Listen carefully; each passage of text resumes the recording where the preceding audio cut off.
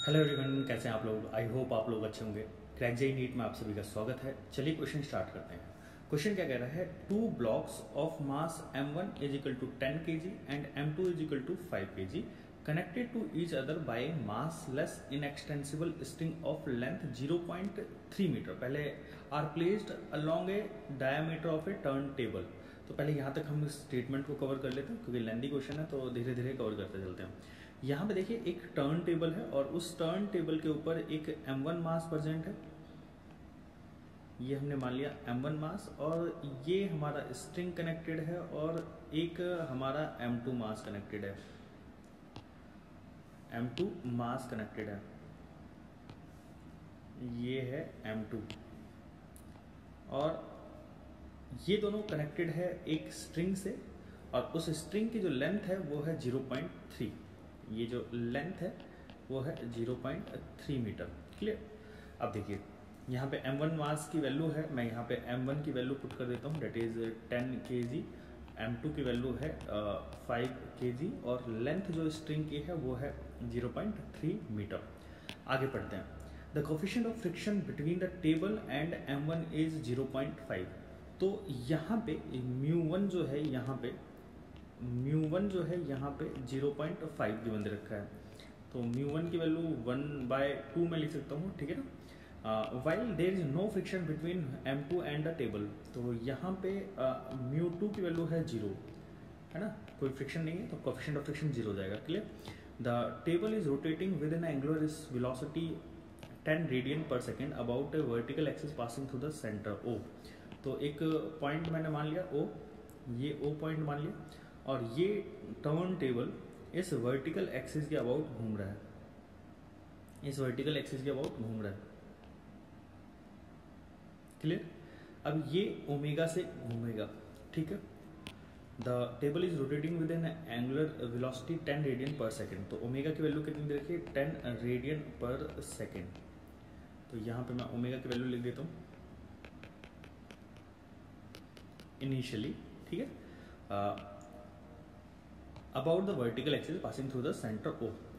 The masses are placed along the diameter of table on either side of the center O such that m1 is at a distance 0.124 metre. तो मतलब कि ये वाला जो distance है ये r1 distance 0.124 metre from O point ये रहा, O पॉइंट ये रहा, और O पॉइंट से the mass are observed to be rest with respect to an observer on the turntable।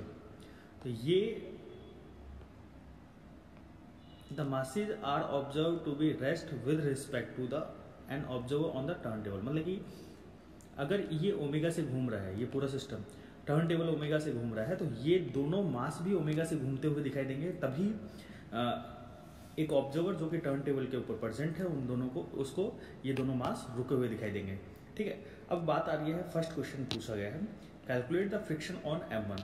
First part यहाँ पे, तो फ्रिक्शन फोर्स ऑन m1 के ऊपर फ्रिक्शन फोर्स क्या लगेगा, इस चीज़ को समझते हैं। तो इस चीज़ को समझने के लिए हम क्या करते हैं, यहाँ पे एक स्ट्रिंग सेम है, तो स्ट्रिंग में टेंशन सेम जनरेट होगा, एक टी टेंशन यहाँ जनरेट करवा देते हैं, एक टेंशन यहाँ जनरेट करवाते हैं। जब अगर आप इस टर्न टेबल के ऊपर ही हो, यहाँ पे मैं एक टर्न टेबल बना देता हूँ, ये एक टर्न टेबल, ये एक टर्न टेबल है, और अगर आप इस टर्न टेबल के ऊपर ही हो, यहाँ पे आप बैठे हुए हो, तो आप भी इस टर्न टेबल के साथ साथ ओमेगा एंगुलर वेलोसिटी से घूम रहे होगे, सर्कुलर पाथ पे घूम रहे होगे। जब आप सर्कुलर पाथ पे घूमोगे तो एक सेंट्रीफ्यूगल फोर्स बाहर की डायरेक्शन में लग रहा होगा, इस पे बाहर की डायरेक्शन में m1 omega square into r1, ठीक है, और इस पे m2 omega square into r2, ये r2 हो जाएगा। ये r2 की वैल्यू कितनी हो जाएगी, r2 की वैल्यू हो जाएगी l माइनस r1। l की वैल्यू है 0.3 माइनस 0.124। जब आप इसको वैल्यू को सॉल्व करोगे, r2 की वैल्यू जो मिलेगी वो मिलेगी 0.176 मीटर। क्लियर। अब देखिए आप यहाँ पे बैठे हो तो एक स्यूडो फोर्स इस डायरेक्शन में लगेगा, इस पे इस डायरेक्शन में लगेगा, आउटवर्ड डायरेक्शन में। क्लियर। तो अब इस पे स्यूडो फोर्स आउटवर्ड डायरेक्शन में लगेगा, तो दोनों ब्लॉक बाहर की तरफ जाना चाहेंगे, दोनों ब्लॉक बाहर की तरफ जाना चाहेंगे। तो उस कंडीशन में फ्रिक्शन फोर्स किधर लगेगा? फ्रिक्शन फोर्स की बात कर लेते हैं। तो इस वाले ब्लॉक के ऊपर फ्रिक्शन फोर्स सेंटर की तरफ लगना चाहेगा, है ना, फ्रिक्शन फोर्स सेंटर की तरफ। यहाँ पे फ्रिक्शन फोर्स भी सेंटर की तरफ लगना चाहिए, बट यहाँ पे क्योंकि कोफिशिएंट ऑफ फ्रिक्शन 0 है तो फ्रिक्शन फोर्स की वैल्यू 0 हो जाएगी। क्लियर? आई होप आप लोगों को पॉइंट समझ में आया होगा। ठीक है, अब देखिए यहाँ पे मैं सबसे पहले अब देखिए यहाँ पे फ्रिक्शन फोर्स सेंटर की तरफ भी लग सकता है, ये वाला जो फ्रिक्शन फोर्स है सेंटर की तरफ भी लग सकता है, इधर भी लग सकता है, वो डिपेंड करता है किस कंडीशन में। अभी हम बात करते हैं फ्रिक्शन फोर्स किस डायरेक्शन में लगेगा, ये हम सोचेंगे अभी। देखिए पहले हम बात करते हैं इस वाले ब्लॉक की, इस वाले ब्लॉक के लिए बात करते हैं 4m1 मास 4m2 मास। मैं इक्वेशन लिख सकता हूँ, टेंशन जो है, ये जो टेंशन फोर्स लग रहा है वो लग रहा है m2 omega square into R2। Tension की वैल्यू हो जाएगी, m2 की वैल्यू कितनी है यहाँ पे 5 kg, ओमेगा की वैल्यू है 10 का होल स्क्वायर और R2 की वैल्यू हो जाएगी 0.176। तो जब आप यहाँ से टेंशन की वैल्यू निकालते हो तो टेंशन की वैल्यू आ जाती है यहाँ पे 88 न्यूटन, जब आप इसको फर्दर सॉल्व करोगे। ठीक है, इसके बाद मैं यहाँ पे एक पेज और ऐड कर देता हूँ ताकि ईजिली रहे। ठीक, अब हम बात करते हैं 4m1 मास। टेंशन हमें पता लग गया 88 न्यूटन है। अब देखिए सिमिलरली हम क्या करेंगे, m1 omega square into R1 निकालेंगे। 4m1 मास स्यूडो फोर्स या सेंट्रीफ्यूगल फोर्स कह सकता हूँ, centrifugal force that is equal to m1 omega square R1। Clear? m1 की वैल्यू कितनी हो जाएगी, m1 की वैल्यू हो जाएगी यहाँ पे, m1 की वैल्यू हो जाएगी यहाँ पे 10 kg और ओमेगा की वैल्यू हो जाएगी यहाँ पे 10 का स्क्वायर और R1 की वैल्यू हो जाएगी 0.124। तो जब आप इसको फर्दर सॉल्व करोगे तो यहाँ पे वैल्यू जो आएगा वो आएगा 124 न्यूटन, 124 न्यूटन। अब देखिए अगर आप थोड़ा सा ध्यान से देखें तो यहाँ पे अभी तक फ्रिक्शन हम इन लोगों ने कंसिडर नहीं करा। m ओमेगा स्क्वायर R1 जो है इसको बाहर लेके जाना चाहेगा, टेंशन जो कि 88 न्यूटन है वो अंदर की ओर खींचना चाहेगा, लेके जाएगा, है ना, खींचन अंदर की ओर फोर्स लगेगा। तो ज़्यादातर क्या फोर्स है, ज़्यादा बाहर फोर्स है, तो ज़्यादा बाहर फोर्स है तो ये बाहर जाने की कोशिश करेगा। तो इस कंडीशन में फ्रिक्शन अंदर की ओर लग के इसको रोकने की कोशिश करेगा। ठीक है ना, ये फ्रिक्शन इसको अंदर लग के रोकने की कोशिश करेगा। तो फ्रिक्शन फोर्स की वैल्यू कितनी हो जाएगी?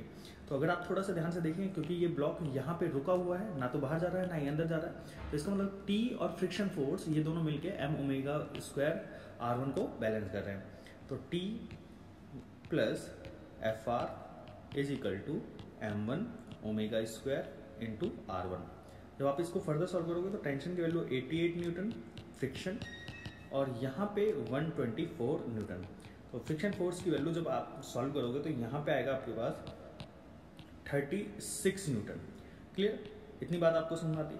तो ये हमसे पहला क्वेश्चन पूछा गया था, calculate the friction on m1 मास, ये हमने कैलकुलेट कर दिया।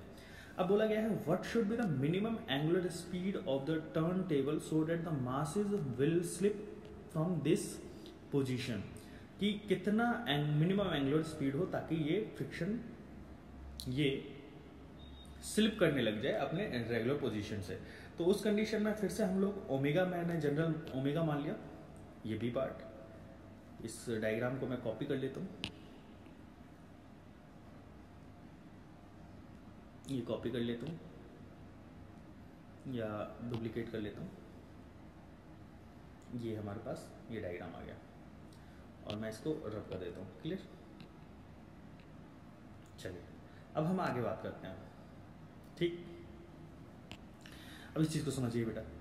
देखिए यहाँ पे आपसे बोला गया है कि ओमेगा क्या होगा कुछ पता नहीं है, अब ओमेगा ताकि ये स्लिप कर जाए, अब हमें वो निकालना है। ओमेगा की वैल्यू यहाँ पे पूछी गई है आपसे, तो ओमेगा की वैल्यू आपसे पूछी गई है तो हमें क्या करना पड़ेगा, जनरल ओमेगा कंसिडर करके चलना पड़ेगा और उसको उसके हिसाब से हमें सॉल्व करना पड़ेगा। तो मैंने यहाँ पे T tension 4m2 mass T is equal to m2 omega square into R2। अब हमें ओमेगा की वैल्यू पता नहीं है तो हम यहाँ पे टेंशन की वैल्यू नहीं निकाल सकते, ठीक है। दूसरी बात अगर मैं बात करूँ तो यहाँ पे फॉर m1 मास स्लिप करने की बात हो रही है, ठीक है ना। तो स्लिप करने के लिए हम यहाँ पे क्या करते हैं, टेंशन प्लस फ्रिक्शन फोर्स जो कि सेंटर की तरफ लग रहा होगा, अंदर की तरफ बाहर की तरफ स्लिप होगा क्योंकि सूडो फोर्स इसको बाहर की तरफ लेके जाएगा। तो that is equal to m1 omega square into r1। यहाँ से टेंशन की वैल्यू मैं यहाँ से उठा के यहाँ पे पुट कर देता हूँ, यहाँ जाएगा m2 omega square r2 plus friction that is equal to m1 omega square r1। तो फ्रिक्शन फोर्स की वैल्यू जो होगी वो हो जाएगी m1 omega square r1 minus m2 omega square r2। तो यहाँ पे जो फ्रिक्शन फोर्स की वैल्यू आ जाएगी यहाँ पे omega square m1 r1 minus m2 r2। अब देखिए ये फ्रिक्शन फोर्स की वैल्यू आ रही है। अब देखिए फ्रिक्शन एक लिमिट तक अपोज कर पाएगा, अगर उस फ्रिक्शन की वैल्यू उस लिमिट तक अपोज कर पाएगा, उससे ज़्यादा अगर ये वाली फोर्सेज हो जाएगी तो उस कंडीशन में ये अपोज करना बंद कर देगा, मतलब कि ये स्लिपिंग होने लग जाएगी। तो फ्रिक्शन की वैल्यू मैक्सिमम पॉसिबल फ्रिक्शन, यहाँ लिख देता हूँ, maximum possible friction is mu S into N. This is F R limiting. और एफ आर लिमिटिंग की वैल्यू की बात करूँ तो यहाँ पे मैं एक और पेज ऐड कर देता हूँ, लेंथी क्वेश्चन है थोड़ा। तो अब यहाँ पे म्यू एस की वैल्यू एज इट इज और एन की वैल्यू हो जाएगी यहाँ पे, क्योंकि m1 g that is equal to F R limiting, ये हो जाएगा क्लियर। अब देखिए यहाँ पे अगर आप थोड़ा सा ध्यान से देखें तो ये वाला जो फ्रिक्शन फोर्स है, ये वाला फ्रिक्शन फोर्स इस वाले फोर्स से ज़्यादा होना चाहिए या फिर तभी तक रोक पाएगा ना। तो इस कंडीशन में मैं बोल सकता हूँ कि omega square m1 r1 minus m2 r2, ये वाला फोर्स अगर ज़्यादा हुआ इस फ्रिक्शन से तो स्लिपिंग स्टार्ट हो जाएगी। If omega square m1 r1 minus m2 r2 is greater than F R limiting, then slipping starts.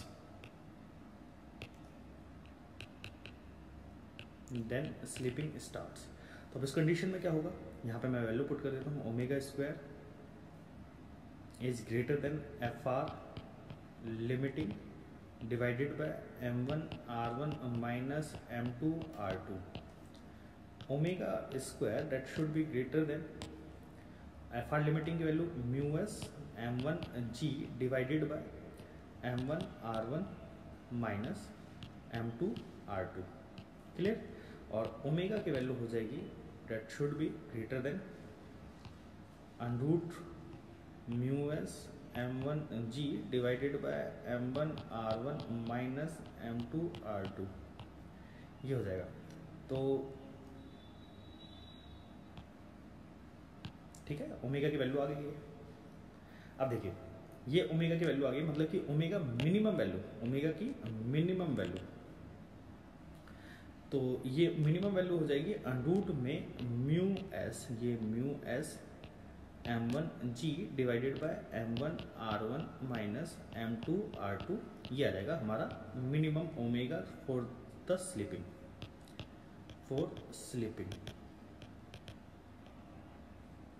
Of block from turn table, clear. अब आगे पूछते हैं, बात करते हैं। देखिए नेक्स्ट वाले पार्ट में आपसे क्या पूछा गया है, देखते हैं। How should the masses be placed with the string remaining taut so that there is no friction on m1, ताकि m1 के ऊपर कैसे रखा जाए ताकि जो कि स्ट्रिंग टॉट रहे और फ्रिक्शन जो है उस पर अवेलेबल ना हो। तो अब यहाँ पे हम बात करते हैं, एक और पेज ऐड कर देता हूँ। ये हम बात कर रहे हैं सी पार्ट की, और सी पार्ट में मैं ये डायग्राम को फिर से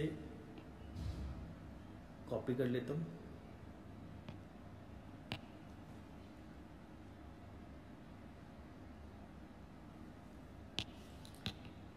ठीक है, अब देखिए यहाँ पे अगर आप थोड़ा सा ध्यान से देखें तो फ्रिक्शन को एब्सेंट करना है।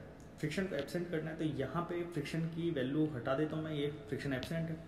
अब अगर आप थोड़ा सा ध्यान से देखें तो आपसे बोला गया है कि R1 और R2 की वैल्यू किस तरीके से एडजस्टमेंट की जाए ताकि ये स्ट्रिंग टॉट रहे और इसमें फ्रिक्शन एब्सेंट हो। तो ये सारी चीज़ें बोली गई है। तो मैं ये R1 और R2 में जस्ट एज्यूम कर लेता हूँ और फिर बाद में इसकी वैल्यू निकालूंगा, कंसिडर करूँगा। तो ये हमारा हो जाएगा, ये हो जाएगा हमारा R1 और ये हो जाएगा हमारा R2। अब देखिए R1 प्लस R2 की वैल्यू पहली बात तो लेंथ के बराबर हो जाएगी, क्योंकि ये लेंथ हमारे पास 0.3 मीटर दे रखी है। तो R1 plus R2 is equal to 0.3, ये इक्वेशन नंबर 1। ठीक है, इक्वेशन नंबर 1। दूसरी बात करते हैं, देखिए अब अगर आप थोड़ा सा ध्यान से देखें तो ये टेंशन और M1 ओमेगा R1 को बैलेंस कर रहा होगा। ये T for M1 mass T is equal to M1 omega R1, ठीक है, M1 omega square R1 for M2 mass T is equal to M2 omega square R2। From equation this and from this equation हम कह सकते हैं कि M1 omega square R1 is equal to M2 omega square R2। ठीक है, omega तो same ही होगा क्योंकि दोनों साथ साथ ही घूम रहे हैं। अब देखिए अगर आप थोड़ा सा ध्यान से देखें तो यहाँ पे ओमेगा स्क्वायर से ओमेगा स्क्वायर कट गया। अब हमारे पास क्या बचा, M1 R1 is equal to M2 R2। M1 की वैल्यू कितनी हो जाएगी यहाँ पे 10 kg R1 और M2 की वैल्यू 5 kg और R2।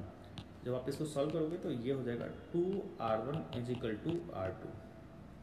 क्लियर, ये बात आप लोगों को सुनवाती है। चलिए ये बात आप लोगों को सुनवाती है। अब देखिए R1 plus R2 is equal to 0.3।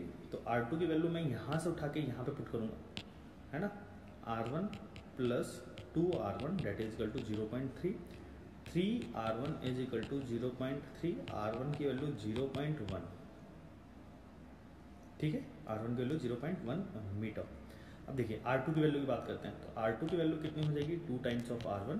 तो R2 की वैल्यू हो जाएगी 2 into 0.1 metre, that is R2 is equal to 0.2 metre.